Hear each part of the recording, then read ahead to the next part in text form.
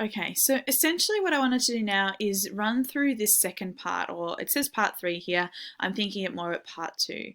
So already what we've done is had a look at part 1. You've looked at the unit outline that I've created, the flawed unit outline that I've created for you. And now what you're going to do is you're going to evaluate and diagnose the outline itself. So we're currently watching the instruction video, and this is really providing you with an opportunity to go through this part of the task, which I think is the main part of it and proportion of it.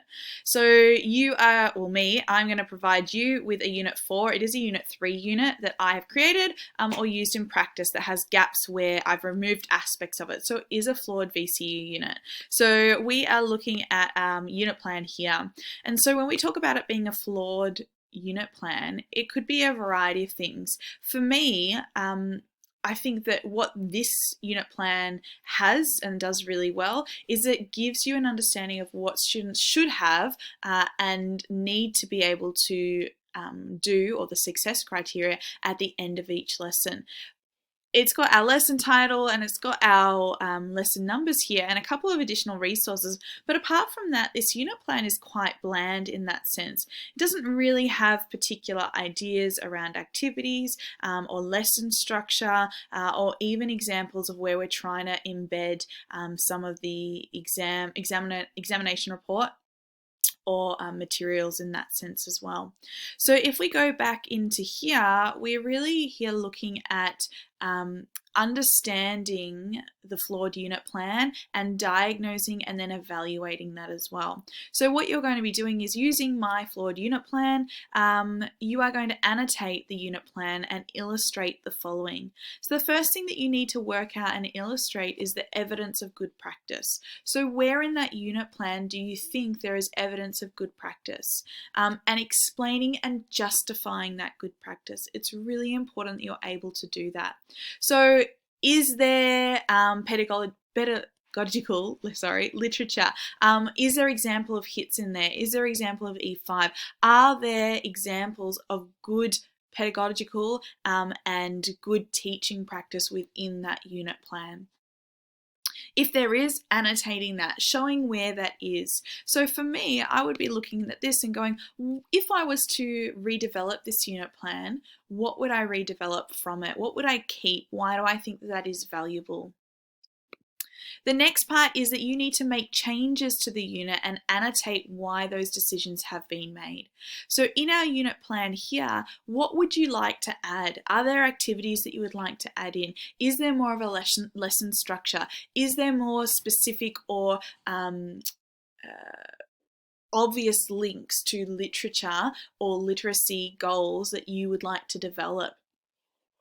It could be something as simple as an activity or a part of the lesson plan in terms of structure.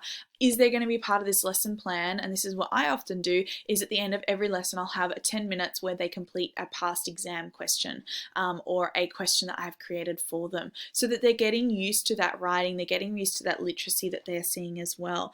It could be something as simple as a quick write. So another thing that I do is I ask them to create a paragraph or a sentence or two based around a couple of words that I give them. So in this example here, my students have been looking at the Brisbane Rangers, and our first part is, say, Indigenous relationships. So I might give them the words Brisbane Rangers, relationship, positive, and perception, and they need to put those together into a sentence. So that could be an example of an activity that you might find value in.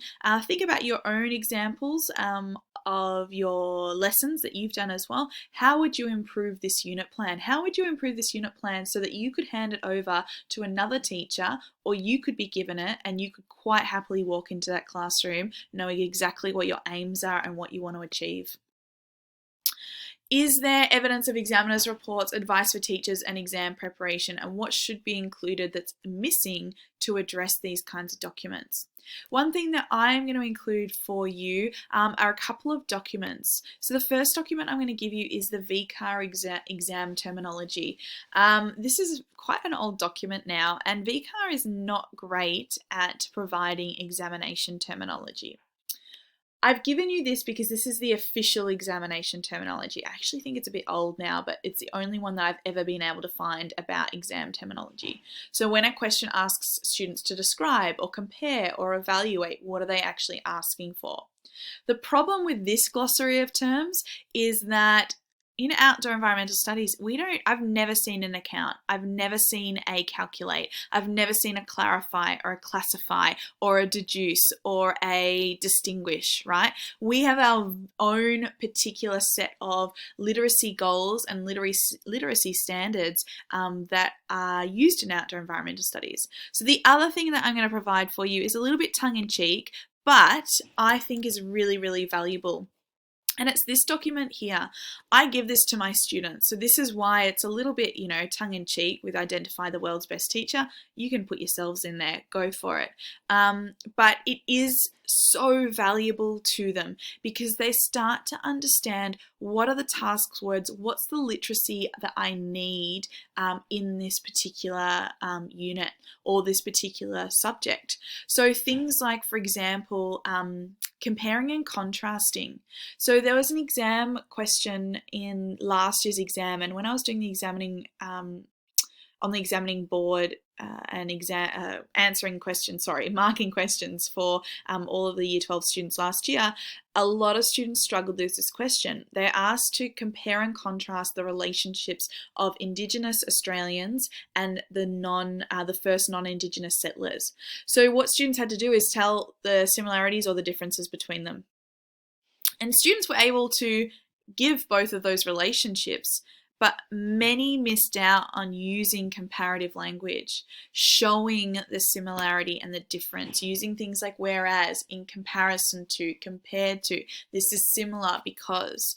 So it's really important that students are able to understand that. So that might be something that you might want to be trying to incorporate into this unit plan. I've kind of done it here. We're doing things like analyze, comparing and contrasting, and really trying to make sure that that's what I'm trying to allow students to get out. But I've given you access to this because I think it's really useful and really, really valuable. And students time and time again struggle to answer questions because of the task word.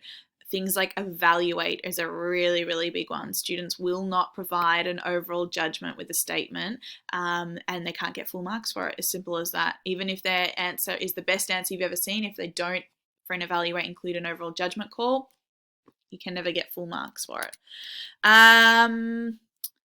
So yeah, is there evidence of that in the unit plan? Is there evidence of any of the examination reports? Looking at one of the examination reports, if I look at the 2019 exam, one thing that the examiner's report, not the exam itself. One thing that's really standing out to me is the change of relationships. So I'm not sure how many of you have studied outdoor environmental studies at school and how many of you are just doing it at uni, but one thing that they talk about a lot, Unit 3 is essentially made up of relationships. So relationships we often talk about in as being perceptions, interactions, and impacts. And one of the things that really is starting to stand out is that we no longer talk about impacts as greatly, or we shouldn't be talking about impacts as greatly. Problem is, in our textbook, our very one and only textbook that we have in OES, they over and over again have perceptions, interactions, and impacts as forming a relationship. Whereas the examiner's report is really clearly saying that they will no longer accept students just talking about an interaction or an impact in isolation. So one thing that I have really tried to instill and create is making sure that students are aware of what that looks like. I'm just going to pause the video so that I can get up the document and I'll give you a better idea. Okay, so I just quickly paused and found this for you. So if we're talking about relationships, this is what it used to look like. Perceptions, what we think, what we value about an outdoor environment, what practices what we do, and impacts the effects. And they kind of, whenever you had a question, if you look at any past exam papers, any questions asking you to analyze a relationship are always worth 3 marks. I don't know why, it just always seems to be. And so generally your 3 marks were 1 for a perception, 1 for an interaction, 1 for an impact. Whereas now what I'm really teaching my students is that you have to start with perceptions and build up towards impacts. I actually only ask students to talk about impacts on outdoor environments now if the question specifically asks for it.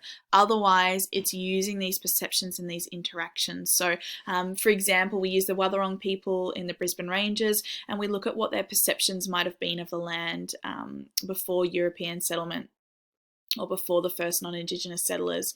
So really talking about how they valued the land spiritually. They believed that they were a part of the land and the land was a part of them. They cared for country. And so they placed a really large value on the land because the land is them, the land is me, the land is a part of me. When I die, I'm going to go back into the land, back to country. My ancestors form the environment. So your interactions obviously are going to reflect that, because your interactions are going to be things that are going to make sure it's sustainable and respectable and responsible for those environments. So just to give you, I suppose, a little bit of a background with that, particularly when we're talking about using examiners' reports for advice for teachers. I will also give you access to these 2 documents here, which are just documents that might help you out in terms of like worksheets, give you an idea about what the unit is about and what you're looking at, just in case you haven't really focused on that yet. Show the specialization, or show how the specialization content progresses by mapping the progression. So how are you going to map the progression and the sequence of them? How is the content progressing and developing? How is the assessment linked? You might want to think about assessment for this being your practical journal. So we know that in outdoor environmental studies, part of each outcome, 10 marks from that, is about a journal report. And so it needs to be able to link theoretical content to practical experiences. So if you need to include an assessment in this unit, or you want to include one for these key knowledge points, that could be a fantastic way to be able to do that, a journal report linking that experience. In here, I've talked about how my practical experience is the Brisbane Ranges, and you could use that to inform your journal or assessment there. Practical experience can also go in the middle, at the end. Really, that's going to depend on when you can get out, what your school's calendar's like. It's very rare that it fits in where you want it to. It's really going to be about what is available for your school at that time. And then a professional reflection. So be really honest, be really open about that. The more that you give, the more that you talk about, the more easier it is for me to really understand your own personal reflection. Really important here as well, talking about progress with AITSL. If you just write a number, that doesn't mean much to me. So you need to really make sure that you are explaining what the AITSL standard is and how you think you are making progress with that AITSL standard from doing this assessment. What have you learned from this planning experience? How will it form your instruction and future planning as well? So hopefully that's really helped you. This rubric I would go through as well. Make sure you feel comfortable and confident. I would 100% be going through the, oh goodness, I've forgotten the name of it. Your exemplar. Look at your exemplar. That is the standard that you need to meet. So if you can go through that, it's a psychology exemplar. Please feel free to look through that and see where you might be able to support yourself. The other thing I'll just mention really quickly as well is in the assessment task 2 in outdoor environmental studies, you will notice that there is a document that says like assessment resources, I think it is, and that's where you'll find the study design, examiners reports, but you'll also find this kind of information in here, which I've included for you, as well as the unit plan and the task words that I find really helpful too. Good luck. I'm really looking forward to seeing what you do with the unit plan, how you think that you can improve it. You essentially want it to be something that you could give to any teacher and they would feel really comfortable teaching, and that you feel proud of being able to use when you go back into the classroom as well. So good luck, enjoy, good luck on your outdoor experiences. Hopefully I will see you in the profession and around the outdoor community when you guys finish. Good luck.